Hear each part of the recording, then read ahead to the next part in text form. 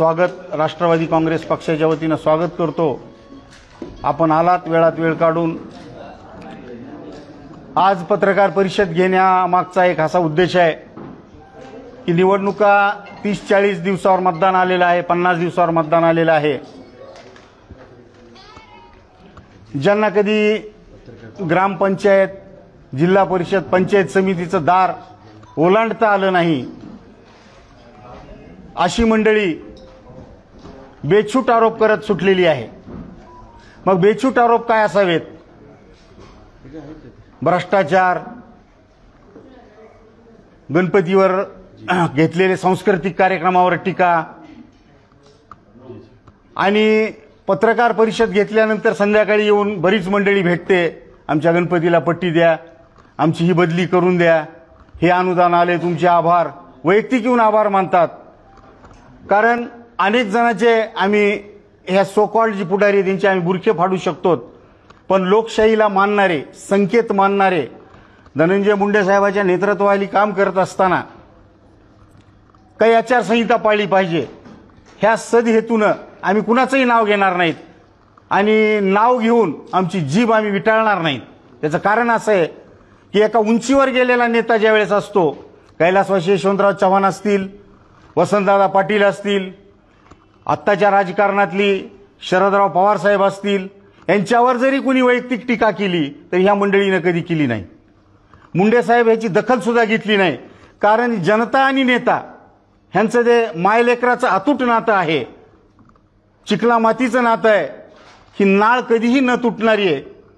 कारण धनंजय मुंडे साहेबाचं ऑफिस वाल्मिकांना कराड यांच्या नेतृत्वाखाली अनेक आम्ही सगळी मंडळी बसलेली असते। मग कुणाचा दवाखाना असेल, कुणाचा 7-12 असेल, आरोग्याचं काम असेल। पत्रकार मित्रांना मी नम्र निवेदन करतो की बंधू आणि भगिनींनो, आपण जाऊन विचारा 100 लोकांना की तुम्हाला धनंजय मुंडे साहेबांच्या नेतृत्वाखाली वाल्मिकांना कराड आणि ही आमचे तालुका अध्यक्ष वैजनाथराव माऊली आहेत, वकील साहेब आहेत, उपसभापती आहेत, ही सगळे नगरसेवक आहेत, 24 तास अविरत कामात असतात।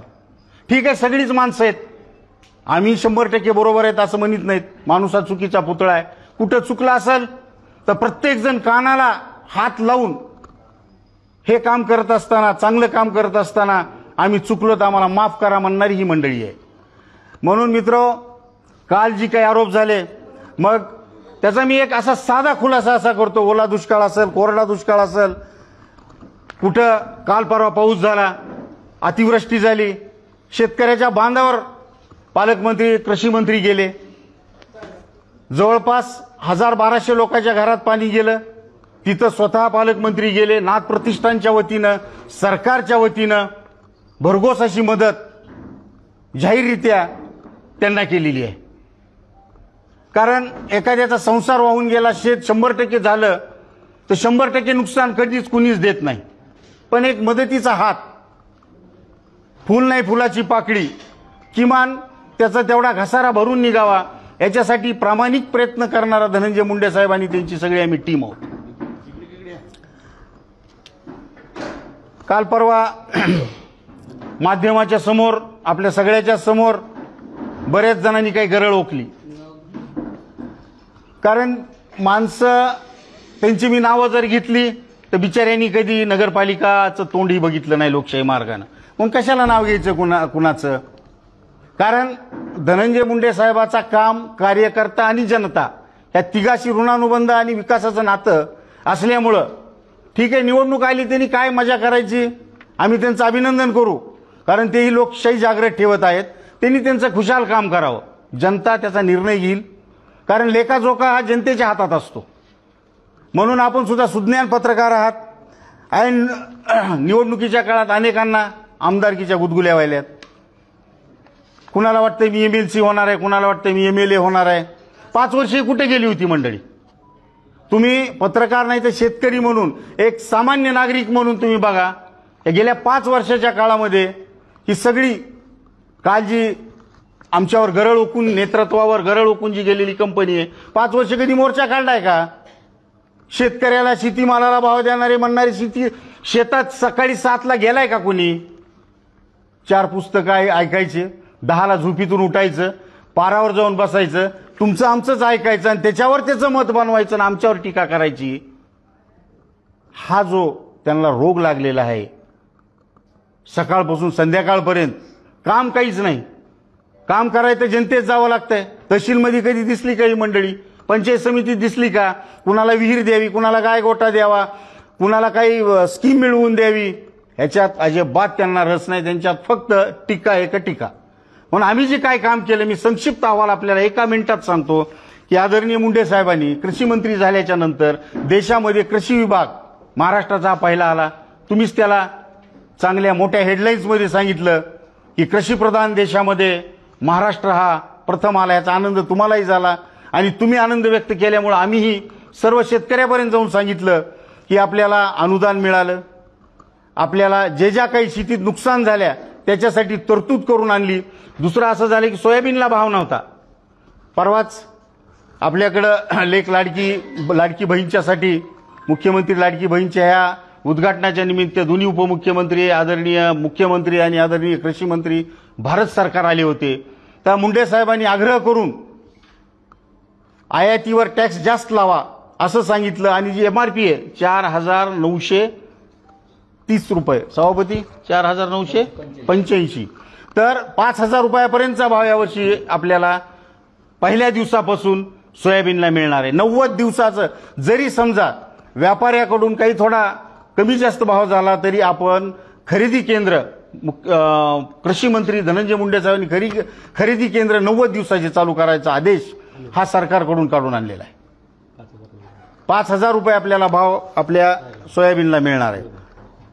एकमेव पालकमंत्री असे आहेत की विमा द्यायला कंपनीनं टाळाटाळ केली तर त्यांच्यावर फौजदारी गुन्हे दाखल करण्याचा कठोर निर्णय सन्माननीय पालकमंत्र्यांनी घेतलेला आहे. ठीक आहे, तुम्ही आमच्या वाईट बाजू सांगितल्या असतील, आमचं चुकलेलं सांगितलं असेल, पण 1 रुपयामध्ये विमा भरणारा महाराष्ट्रातला शेतकरी आणि त्याचा आदर्श सगळ्या देशानं घेतला आणि सगळ्या देशभर आता ही एक स्कीम चालू झाली की 1 रुपयामध्ये कृषीप्रधान देशामध्ये शेतकऱ्याला विमा मिळावा. हे नाही सांगितलं त्यांनी. दुसरी गोष्ट अशी आहे, महाविकास आघाडीचं सरकार असताना लॉकडाऊनच्या काळात अतिवृष्टी दरम्यान एकीकडे कोविडमध्ये निर्बंध असताना सुद्धा पालकमंत्र्यांनी बांधावर जाऊन 72 तासाच्या आत ऑनलाईन जे लोक वंचित राहिले, ज्यांना काही मिळालं नव्हतं, त्यांना मदत देण्याचं काम केलेलं आहे. 2021-22 मध्ये अतिवृष्टी झाली. 23 मधील दुष्काळाच्या अनुदान स्वरूपात बीड जिल्ह्यातील शेतकऱ्यांना 1,200 कोटीपेक्षा जास्त मदत आतापर्यंत मिळालेली आहे. 2023 मध्ये शेतकऱ्यांना 25% अग्रिम प्रमाणे संपूर्ण जिल्ह्यातील प्रत्येक महसूल मंडळात 400 कोटी रुपये विमा वाटप करण्यात आलेला आहे. मागील वर्षी सोयाबीन उत्पादकाशी झालेली अडचण लक्षात घेता राज्यस्तरीय कृषी महोत्सवाच्या निमित्त परळीत झालेल्या केंद्रीय कृषी मंत्री यांच्याकडे मुंडे साहेबांनी विनंती केली आणि 90 दिवसाकरता जे शासकीय खरेदी केंद्र सुरू केलं तेही अत्यंत उपक्रमशील आहे आणि अभिनंदनास पात्र आहे. आजूबाजूच्या जिल्ह्याचा रोष अंगावर घेऊन धर्मापुरी आणि परळी, धर्मापुरीमध्ये आता सोयाबीन संशोधन केंद्र, जे पॅथॉलॉजिकल प्रॉब्लेम्स असतात, पानावर कीड पडणारी, आळी पडते, खोड आडी आहे, ह्याच्यावर संशोधन होण्यासाठी धर्मापुरी इथं संशोधन केंद्र, एक लॅब, त्याच्यावर काम करणारी, सोयाबीनवर काम करणारी एक लॅब आणि त्याच्यावर काही सायंटिस्ट काम करणार आहेत आणि नव्या जाती. आज आपण 10 क्विंटलपर्यंत जर उतार घेतला तर हेक्टरी कमीत कमी बाहेर पाश्चिमात्य देशासारखं 42-45 क्विंटलपर्यंत आपला शेतकरी गेला पाहिजे. ह्या उदात्त दृष्टिकोनातून तिथं रिसर्च सेंटर सुरू केले, मान्यता मिळाली, त्याचं कामही सुरू झालेलं आहे. आणि MBA सगळ्यात, फायनान्समध्ये MBA, अनेक क्षेत्रामध्ये, मॅनेजमेंटमध्ये MBA आहे, पण कृषी क्षेत्रामध्ये MBA की माझा शेतमाल, माझा शेतकरी ज्यानं शेतीमालाचं उत्पादन केलेलं आहे आणि ते मार्केटमध्ये गेल्याच्या नंतर त्या शेतीमालाला काय भाव मिळेल, जर आपण ते प्रिझर्व करून ठेवलं किती महिन्यासाठी, 1 महिन्यासाठी, 40 दिवसासाठी, 60 दिवसासाठी, तर त्याचं पुन्हा मार्केटमध्ये काय व्हॅल्यू असेल, जगाची तेलाची भूक किती आहे, उत्पादन किती झालं पाहिजे, याचा मेळ घालण्यासाठी परळीसारख्या गावामध्ये या तालुक्याच्याच ठिकाणी महाविद्यालय, विद्यालय आणि MBA, कृषी क्षेत्रासाठी MBA हे सुरू केलेलं आहे आणि इमारतीचं टेंडर झालेलं आहे आणि काम सुरू झालेलं आहे, हे आपल्याला नम्रपणाने मी सांगतो. एक शेतकरी नेत्यानं एक आरोप केला की शेतकऱ्याचा नुकसान करणारा कृषी मंत्री रस्त्यावर येणार म्हणजे बांधावर जात नाहीत. त्यांना बिचाऱ्याला काय माहिती आहे की परभणी, हिंगोली, औरंगाबादचे सगळे बांध शेतकऱ्याच्या शेताच्या बांधावर आमचे कृषी मंत्री गेले नाही तर शेतकऱ्याच्या शेतावर जाऊन किती नुकसान झालंय, चिखला मातीत जाऊन.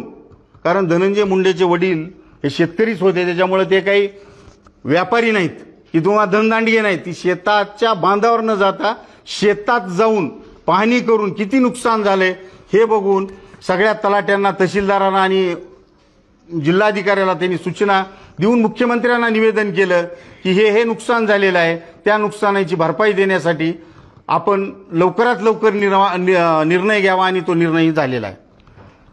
आता हे कसं आहे, धनंजय मुंडेंवर ते काही फार कुणी टीका केली तर फार काही नोंद घेत नाहीत. कारण भुसकटात गोळ्या हाणल्यावर काय होते, नुसता धुरळाच उठते ना. तर त्याच्यामुळं धनंजय मुंडेंना माहीत सुद्धा नाही कालची पत्रकार परिषद झाली म्हणून. आणि आमच्या सहकार्यांनी सांगितलं होतं की आपण कुणाला काही उत्तर द्यायचं नाही, पण आपण काम करीत असताना आपण रस्त्यावर आहेत, शेतावर आहेत, लोकांच्या प्रश्नात गुंतवून घेणारा हा माझा राष्ट्रवादी काँग्रेसचा कार्यकर्ता आहे. आणि जर पुढून हे अशा जर बेछूट गोळीबार करीत असतील बिनकामाचे तर त्याला एक नेतृत्वानं, संघटनेनं, एक संघटना म्हणून मी ते जे कोणी होते त्यांना आम्ही एक सांगायलो की बाबा तुम्हाला जे विरोध करता येते आमची पातळी घसरू शकते. कारण ज्या गावच्या बोरी त्याच गावच्या बाबळी. तुम्ही ज्या भाषेत आमच्यावर टीका केली, जी भाषा तुमची पाय घसरून गेली, आमचाही पाय घसरेल. पण सुसंस्कृत पक्ष, सुसंस्कृत विचार, तुमची आमची लोकांची बांधिलकी असल्यामुळं, कारण त्यांनी त्यांची जीभ विटाळून घेतली म्हणून आम्हाला ते करता येणार नाही. कारण आम्हाला रोज लोकात जायचंय, अधिकाऱ्यांकडून प्रश्न सोडवून घ्यायचेत, महिला भगिनीचे प्रश्न सोडवायचेत. म्हणून आम्ही आमची कुठली पातळी घसरू देणार नाहीत. ज्या बिचाऱ्यांनी आमच्यावर टीका केली त्यांनी कृपया धनंजय मुंडेंनी काय काम केले त्याचा एक आमच्याकडे छापील, आमच्याकडे जी दस्तऐवज आहे ती घेऊन जावा, वाचावं. आणि त्याच्यात जर काही खोट वाचली तर आम्ही त्यांना चर्चेला बोलू. तुम्ही या चर्चा करा, काय अडचण आहे ते तर सांगा. तुम्ही दिवसभर पत्रकार परिषदा घेता, विरोधात बोलता, संध्याकाळी येऊन हे वाल्मिकांना असतील, हे वकील साहेब आहेत, तालुका अध्यक्ष असतील, ह्यांच्याशी हितगुज करता, तुमचे वैयक्तिक प्रश्न सोडवून घेता आणि शेतकऱ्याला तिकडं बनवाबनवी करता. ही एक कृपया करू नका. याच्यासाठी पत्रकार परिषद आहे. वैयक्तिक इंटरेस्ट घेऊन तुम्ही आमच्याकडे येता, तुमचे वैयक्तिक प्रश्न सोडवून घेता आणि पुन्हा सकाळी आमच्यावर टीका करता. हे बंद करा ना. तुम्हालाही पत्रकारांना माहिती आहे चेहरे कोण आहेत. म्हणून ह्यांना तुम्ही आमचं चुकत असेल तर बिलकुल एक चौथा स्तंभ लोकशाहीतला म्हणून पत्रकारांना जरूर तो अधिकार आहे. जर आम्ही चुकलो तर आम्ही प्रश्नाशी बांधिलकी नाही ठेवली तर तुम्ही आसूड आमच्यावर ओढायला हरकत नाही. आम्ही अत्यंत नम्रपणानं तुमच्या दारात येऊ आणि सांगू साहेब हे आम्ही प्रश्न सोडवलेला आहे. पण तरी सुद्धा गैरसमजुतीने विरोधक काही सांगत असतील तर तुम्ही त्याची शहानिशा करा असं म्हणणारी ही आम्ही सगळी कार्यकर्ते आणि आमची राष्ट्रवादी काँग्रेसची टीम आहे धनंजय मुंडे साहेबांच्या नेतृत्वाखाली काम करणारी.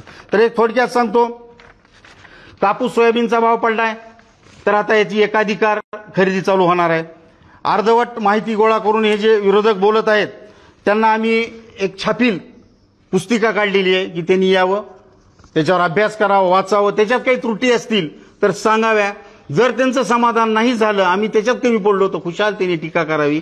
याच्यासाठी ही पत्रकार परिषद आम्ही सगळ्या प्रमुखांनी घेतलेली आहे. तर आमचे तालुका अध्यक्ष काही बोलतील, शेतकरी गडदे साहेब बोलतील, वकील साहेब आहेत, उपसभापती आहेत, ह्यांनाही विचारा, ही बोलतील, तुम्हाला सांगतील सगळं. तुम्हाला विचारलं ना आबा, 5 वर्ष धनंजय पाणी घ्या. आंदोलन परळीमध्ये दिसलं नाही, सहजासहजी मोठं आंदोलन. जी 5 वर्षांनी असं काय झालं की स्टेट निवडणुकीच्या तोंडावर सगळे लोक एकत्र येऊन या सगळ्या गोष्टी करतात. हो, भारतातली लोकशाही इतकी प्रगल्भ झाली बरं का की तुमच्या म्हशीनं दूध नाही दिलं की गाईनं दूध नाही दिलं, तुमचा गडी जरी कामावर नाही आला तरी त्याच्यात धनंजय मुंडे आणि वाल्मिक कराडांचा हात आहे. ती गडी जर कामावर वाल्मिकी यांनी केलं काही त्याला दार येऊ दिलं नाही. अत्यंत खालच्या कार्यक्रम कुठे गेला तुम्ही? ईदचा कार्यक्रम असेल, दिवाळी असेल, अनेक सणवार असतील, ह्याच्या कोरोनाच्या काळामध्ये प्रत्येक आमचा कार्यकर्ता, मुस्लिमाचा कार्यकर्ता असेल, मराठ्यांचा असेल, दलिताचा असेल, प्रत्येक जाती धर्माचा असेल, तो त्या लोकांपर्यंत गेला, मास्क लावून गेला आणि त्याला मदत दिली. देशामधून जी काही लोक येणार होती परळीमध्ये आपल्या इथून कामाला गेलेले, त्यांना आणण्याचं काम सुद्धा ह्या लोकांनी केलेलं आहे आम्ही सगळ्यांनी. महायुतीतले काही जे घटक पक्ष आहेत, भाजपचे देखील काही पदाधिकारी त्या मेळाव्याला होते, त्या पत्रकार परिषदेला होते. नेमकी तुमच्या सोबत असलेले लोक तिकडे जाऊन कशा पद्धतीने आधीच फुटलेले, लोकसभेला फुटलेले त्यांच्या हकालपट्टी होईल 2-4 दिवसात. आता पक्ष ही संकल्पना न करण्यापेक्षा टोळकी येते, ते त्यांच्या पक्षाचा विचार कुठं सांगतायत? आम्ही आमच्या पक्षाचा विचार सांगितला. जीवनात कोणत्या पक्षावर निष्ठा होती असं एखादं उदाहरण सांगतात का? जे 4 नाव आहेत आता विधानसभेच्या दृष्टीने पुढे येत आहेत, त्यांचं बॅकग्राऊंड काढा की त्यांची कोणत्या तरी एका पक्षावर आयुष्यात कधी निष्ठा होती. काँग्रेसतून कधी लढतेत, राष्ट्रवादीतून कधी लढतेत, भाजपचं कधी तिकीट मागतेत, कधी पवार गटाचं मागतेत, कधी जरांगे साहेबाचं तिकीट मागायचं म्हणते. मग त्यांची धनंजय मुंडे साहेबावरच नाही तर जीवनात कुणावरच निष्ठा नव्हती ना. म्हणजे अर्जुनच होऊ शकत नाही की गुरुला गुरु कधी मानलेच नाही. त्यामुळे अशी एक फौज येणारच आहे भविष्यामध्ये ज्यातून असंतुष्ट गट आहे. आणि जे आता जे तुम्ही म्हणलात की नाराज आहेत, कुणी कुठंतरी गेलं, तर 25 कोरोना सेंटरवर कोरोनाच्या काळामध्ये सकाळचा नाश्ता आणि 2 टाइमचं जेवण वाल्मिकांना धनुष्यटनं दिलं ना. रेमडेसिवीरचं इंजेक्शन दिले ना, ते जात बघून दिले. ह्या तालुक्यामध्ये जेवढे हायवे आहेत त्या हायवेचे नंबर त्यांना माहिती आहेत का? विकास कशा करू शकणार आहेत? VR रोड असतील, MDR रोड असतील, स्टेट रोड असतील, नॅशनल रोड आहेत, ते धनंजय मुंडेला वाल्मिकांना जशी माहिती आहे तसं त्यांना आहे का? म्हणजे विकास कसा करू शकतो? हे जे आरोप होते हे फक्त राजकारण डोळ्यासमोर ठेवून केलं गेलं होतं आणि याला कोणी पाठीशी घालतंय का किंवा कुणाच्या सांगण्यावर नाही केलं जात आहे? ते दुसऱ्याच्या सांगण्यावर करते, ते सुपारी वाजले. आता जिल्हाध्यक्ष काँग्रेसचे ह्याच्या आधी कुणाच्या सत्तेत होते, कुणाच्या ह्याच्यावर सभापती होते? सभापती होते ना ते ताईसाहेब ज्यावेळेस भाजपचं होतं ते सभापती होते ना. ते कुणाच्या जीवावर मोठे झाले? त्यांच्या भावाची गुत्तेदारी ताईसाहेबांच्या जीवावर चाललेली. पण आता काल पत्रकार परिषद घेतली त्यांनी कुठं कोण्या पक्षाची कोण्या पक्षाची त्यांच्या नेत्यावर आरोप केले शिवसेनेचे हल्ली, त्याच्याबद्दल काय आंदोलन केलेलं आहे यांनी? जीप कापायची तरी हे केली ना ते गायकवाड आमदारांनी, त्याच्यावर काय आंदोलन केलं का? यांची पक्षावर निष्ठा आहे का कशावर निष्ठा आहे? आणि सांस्कृतिक कार्यक्रम परळीमध्ये घेणं गैर आहे का? या देशातले कोणतेही महापुरुष असतील किंवा कुठले खेळाडू असतील, कलाकार असतील, ते परळीत आणणं आणि जनतेला दाखवणे चूक आहे का? म्हणजे परळीच्या जनतेचे सुदैवाने आबा हे झालं परळी विधानसभा मतदारसंघात. मात्र राज्यातल्या काही नेत्यांकडनं जाणीवपूर्वक धनंजय मुंडेंना ऍक्टिव्ह माणसाला होतच असतं. असं काय वाटतं का तुम्हाला? कारण की त्याच्या पत्रकार परिषदेच्या 2 दिवसापूर्वी काँग्रेसच्या जिल्हाध्यक्षांनी पवारांची भेट घेतली.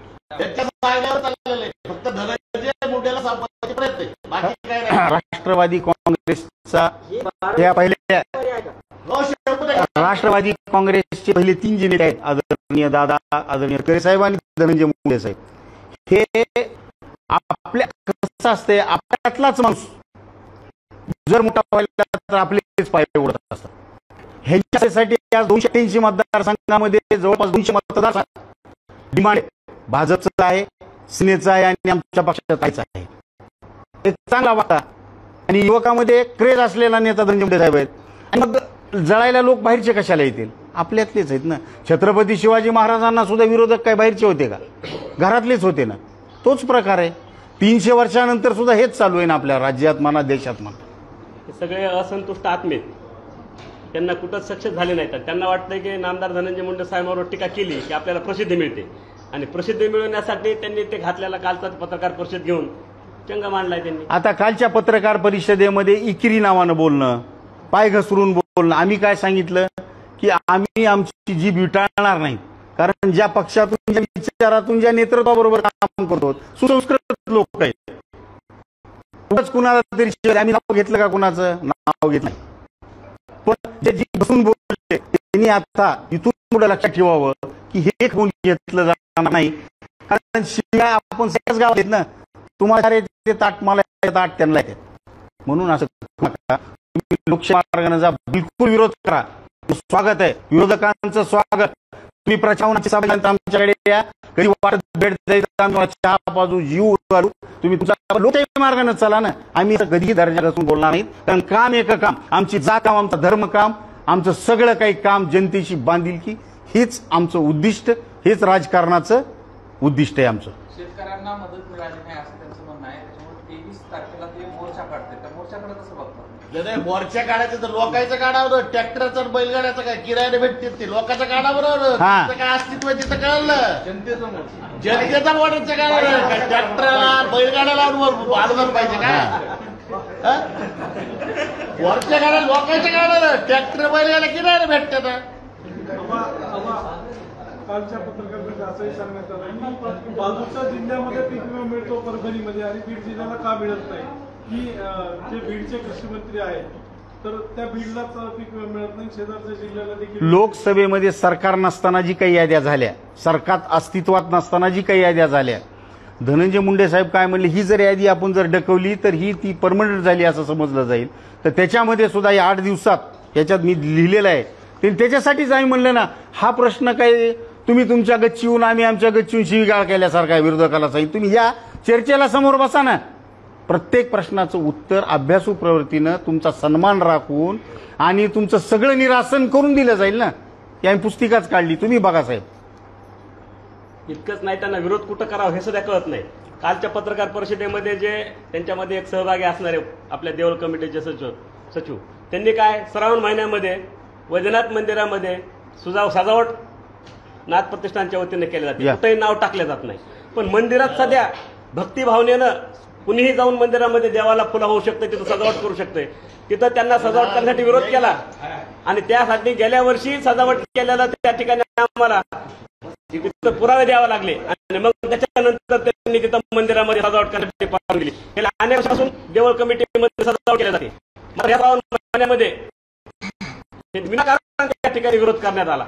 पत्रकारांनी विचारलं देवळ कमिटीमध्ये काय काय नाही, कुठे चालती चाव्या कुठं असतात, सरावर बाहेर दिवशी किती असतात, म्हणजे कुणाला मध्येच वाढायचं, कुणाला लाईट वाढायचं, एवढा कारभार चालू. 2018-19 मध्ये परळीतल्या काही महसूल मंडळामध्ये पीक विमा मिळाला होता. त्या प्रश्नावर स्वतः धनंजय मुंडे यांनी आवाज उठवला होता. परंतु ते ज्यावेळेस कृषी मंत्री झाले त्यावेळेस सुद्धा त्या प्रश्नाचा त्यांना विसर पडला आणि ते पीक विमा मिळाला नाही असा आरोप त्यांनी परवा पत्रकारांनी केला. मी सांगतो आणि पट्टेवडगाव होता, 2 घरं होती. ते पावसाची आणेवारी जी होती तलाठी सज्जावरची ती त्याला भेटला ना साहेब, त्याला युवा त्याचे पुरावे देत होता आम्ही तुम्हाला. हो भेटला त्याला लेट झालता ते डिक्लेअर केलंय साहेब, ते दोन्ही डिक्लेअर केले, धर्मापुरी आणि पट्टेवडगाव. 2023 म्हणलात ना तुम्ही?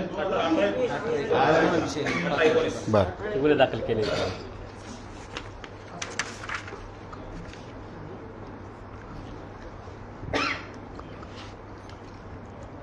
बोला आणखी काय? पीक विम्याच्या संदर्भात जे गुन्हे दाखल झाले 16 जण, त्याला आपण पाठीशी घेऊन आमचा काहीच संबंध नाही. पीक विमा दाखल करण्यात घ्यायला तुम्हाला कुणाचे लोक आहेत, कुठून भरलेत, हे लोक टॅली करा, कुणाचे एक टोळी त्या पीक विम्यामध्ये गुन्हे दाखल करा. गुन्हे दाखल झालेलेच आहेत, त्याच्यात अटक करा. गुन्हे दाखल झालेले परळीतले सुद्धा काही 2-3 जण आहेत आणि त्याच्यानंतर त्या जे ग्रामीण भागात होते ते सुद्धा पकडलेले आहेत आणि त्यांनी सदा सुद्धा काढून आलेले आहेत. हो, जेलमधून आलेले. जेलमधून जाऊ लागतात.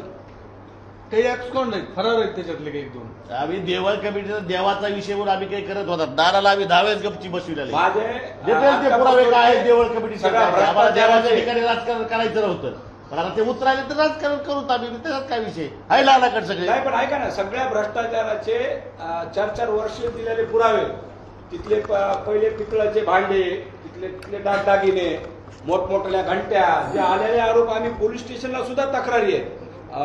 साहेबांना सुद्धा हे आपले साहेब पालकमंत्री म्हणून त्यांना सुद्धा दिलेत, मुख्यमंत्र्यांना सुद्धा दिलेले आहेत. अहो ह्यांचे कुठलेही शेतीविषयी घ्यायला कुठली माहिती नसताना ह्यांचे लेकरं परदेशामध्ये मंदिरच्या पैशावर शिकायला जातात. तुम्ही बघा, त्यांचे अकाउंट चेक करा, कुठून कुठून परदेशामध्ये पैसे जातात. ह्याच्यावर कुणीच लक्ष देणार आहे का नाही? प्रत्येक वेळेस राजकारण आलं इकडलं तिकडलं थोडं चावमेव करायचं आणि पैसे दाबायचे आणि घरी बसायचं. आमच्यासारखे लोक रात्रंदिवस लोकांच्या जे सेवेमध्ये असतो आणि इलेक्शन आलं की कुत्र्याच्या छत्र्या उघड आणि 5-25 जणांनी उगवायचं आणि प्रत्येक पुन्हा इथंच येऊन ताटाखाली बसायचं. ही लय मोठी शोकांतिका आहे आणि जे खरं काम करतंय ते तर बाजूलाच पडत राहतात आणि हेच पुन्हा सगळ्या समोर मिरवत येतं. माझी सगळ्यात मोठी एक हे की मी उपोषणाचा तर मी इशारा दिलेलाच आहे कोणा क्षणी काही बी. मध्यंतरी माझा ऍक्सिडेंट झाला म्हणून मी थांबलो होतो. आता माझी तब्येत चांगली आहे. परत मी सुद्धा काल परत पत्र लिखी मागचे 10 वेळेसचे पुरावे आणि पोलीस स्टेशनला दिलेल्या कारवाया कलेक्टर ऑफिसला दिलेल्या याच्यावर मी परत उपोषणाला बसणार आहे की ह्या संदर्भामध्ये आधी चौकशी करा. आधी मंदिर मग गाव. कारभार करणारे जे मंदिरमध्ये कारभार करतात हजारो कोटी रुपये इथून परदेशात मुलांना शिक्षणासाठी जातात. मंदिरचे पत्र आपल्या शेतामध्ये झोपडे आणि कुठं गाड्याला राहायला घरं मंदिरचे पत्राचे नाव सुद्धा मी तुम्हाला प्रूफ सहित दाखवतो. असले कारभार करणारे दारूच्या पैशावर माच करणारे हे लोक आहेत. त्यांच्याकडे देशी दारूचे लायसन आहेत. अनधिकृतरित्या देशी दारूचे आजूबाजूला ढाबे करून त्यांना अनधिकृतरित्या देशी दारूचे डबल पैशाने विक्री करतात. बंद असलेले गावाच्या बाहेर जाऊन ही दारूचा सर्रास विक्री होते.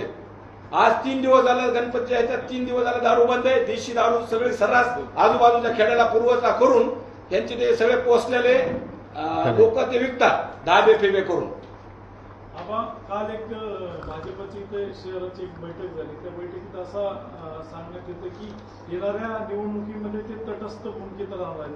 तर या मतदारसंघामध्ये धनंजय मुंडे यांना अडवण्यासाठी ही काही भाजपची व्यूहरचना आहे. त्यातली मीटिंग त्यांची वैयक्तिक मीटिंग होती. ताईसाहेबांचं आम्ही जीवापेक्षा जास्त काम केलंय. ताईसाहेब आमच्या सोबत आहेत. त्याच्यामुळे ह्या मीटिंगला महत्व देण्याचा काही विषय नाही. तुम्हाला मतदारसंघामधल्या मतदानावर तर लक्ष देत असेल की काम केलं का नाही. प्रत्येक बूथ प्लस आपण लोकसभेमध्ये श्रीकृष्णाची भूमिका टोटल रथ जे जिल्हाभर हाकला ते आमचे नेते धनंजय मुंडे आणि त्यांचे सर्व सहकारी सगळे आम्ही कार्यकर्ते आमचा तालुका अध्यक्ष महिला अध्यक्ष सगळे असतील. एक पाऊल भाजपच्या पुढे ठेवून आम्ही इमानी इतबारे जाती तेढ निर्माण झाली होती धार्मिक तेढ निर्माण झाली होती पण कार्यकर्त्यानं छातीचा कोट करून कुठलीही पर्वा न करता भारतीय जनता पक्षाचं काम महाराष्ट्रात कुठं झालं असेल इतकं माहीत नाही पण आम्ही पहिल्यांदा माझ्या आयुष्यामध्ये राष्ट्रवादी काँग्रेसचा जिल्हा अध्यक्ष म्हणून सांगतो मी धनंजय मुंडे साहेबांच्या नेतृत्वाखाली पहिल्यांदाच आज भारतीय जनता पक्षाला मतदान केलं. कधीही आयुष्यात केलं नव्हतं. हे कुणामुळं केलं? नेतृत्वामुळं केलं. म्हणून आम्ही त्यांचं काम केलं. आता कुणी नाराजी व्यक्त केली असेल त्यांचं वैयक्तिक काही कारण असेल पण पक्षाची त्यांची भूमिका ही आपल्याबरोबरच आहे. पीक विम्यासंदर्भात आज कृषी मंत्री यांनी बैठक घेतली बरं का. रँडम सर्वे केला 8 दिवसात पूर्ण करून हा रँडम सर्वे पूर्ण करून 25% रक्कम आत्ता बैठक झाली मंत्रालयात निरोप आला आणि तुमच्या माध्यमातून मी ही सगळ्या विरोधकांना आणि शेतकऱ्यांना सुखद माहिती आणि विरोधकांना चपराक म्हणून सांगतो की रँडम सर्वे 8 दिवसात पूर्ण करून 25% अग्रिम देण्याचा निर्णय हा कॅबिनेटमध्ये शासकीय स्तरावर मुख्यमंत्र्यांनी त्याला सकारात्मकता दाखवली आणि अर्थ खात्यामध्ये तरतूद सुद्धा केलेली आहे. विम्यात काही गैरप्रकार झाला तर थेट गुन्हे दाखल करण्यात येतील हाही ठराव आज शासनानं अधिकृत घेतलेला आहे. तुमच्याही कानावर तसं काही आलं तर त्या एजंटवर किंवा त्या विमा कंपनीवर आपण फौजदारी गुन्हा दाखल आपल्या माध्यमातून करू. लोकसभा निवडणुकीमध्ये परळीने सर्वाधिक मताधिक्य दिलं होतं. विधानसभेला काय चित्र असेल कशा पद्धतीने तुमची तयारी झालेली आहे? पीटी फुटल्यावर कळलं साहेब. एक पाऊल पडते पुढे. पीटी फुटल्यावर कळलं काय तयारी असेल. काल जर 2 मतं मिळाली असतील तर आज किती थांबते ते कळणारच आहे. काय लाभ आहे काय त्यांच्यातला अवमेळ पण दिसेल. त्यातले काही जण आपल्याकडे गेला असं वाटतंय 100% गरज नाही त्यांची. आम्हाला गरज नाही. आम्ही खूप आहेत. तुम्ही इतके जण आहे जनता इतकी आहे. बहिर्भाऊ एक आहेत त्याच्यामुळे तिसऱ्याचा निभाव इथं लागू शकत नाही. ते कुणी बी असू द्या कुठला बी असू द्या दाखवून दिले लोकसभेला बघितलंय रे सगळ्यांनी. ज्याची नगरपालिकेमध्ये नगरसेवक पदाला उभा टाकलं किंवा नगराध्यक्षाला उभा टाकलं तर 2 संख्या सुद्धा वाढत नाही. 2 संख्या वाढत नाही. आमदारकीचे स्वप्न पडतात. आता काय घ्यायला आमचे सोळंके साहेब शिवसेना पहिले प्रमुख होते त्या बोला अहो, जरा. काही जणांचा नवऱ्याचाही विश्वास संपादन करू शकले नाही तर लोकांचा जनतेचा काय विश्वास संपादन करू शकणार नाही. जरा खालच्या पातळीला जाऊन बोलतो मी. कशाला काढायला लावायला नवरा बायकोचं भांडण बोलणं बंद आहे ना सध्या. बघ, नवऱ्याचा विश्वास संपादन करू नये सर्वसामान्यांचं कधी संपादन करणार आहे? अण्णा विरोधकांची पत्रकार परिषद होईल. अशी एक पत्रकार परिषद झाली होती राजेभाऊ कळेची. त्यांनी एक आरोप केले 450 कोटी रुपयांचा घोटाळा नगरपालिकेत झालेला आहे. हे बघा त्यांनी तक्रार अहो राजेभाऊ पडत त्यांनीच एक 2 महिन्याखाली वर्क ऑर्डर आहे 10 कोटीची. घोटाळा कसा होऊ शकते? त्यांनी आरोप केला तसा. अहो 10 कोटीची त्याला लाईटचं काम त्यांच्या ह्याच्यावर सुटलेलं आहे ना. घोटाळा कसा होऊ शकतोय? वर्क ऑर्डर पाहिजे असेल दाखवत तुम्हाला. हे दिवसा स्वप्न पडायले वरिष्ठ पण ते सक्सेस होणार नाही. या तात्या. परळी मतदारसंघामध्ये महाराष्ट्रातला एक मोठा राजकीय नेता लक्ष घालतोय असं चर्चा आहे. कसं बघताय? नाही घालत असतील ती काय. हे बघा कुठल्याही राजकीय नेत्याला लक्ष घालू द्या. इथं काही फरक पडणार नाही. दिवसा स्वप्न बघायला बघू द्या. तेवढा तरी आदत घेऊ द्या.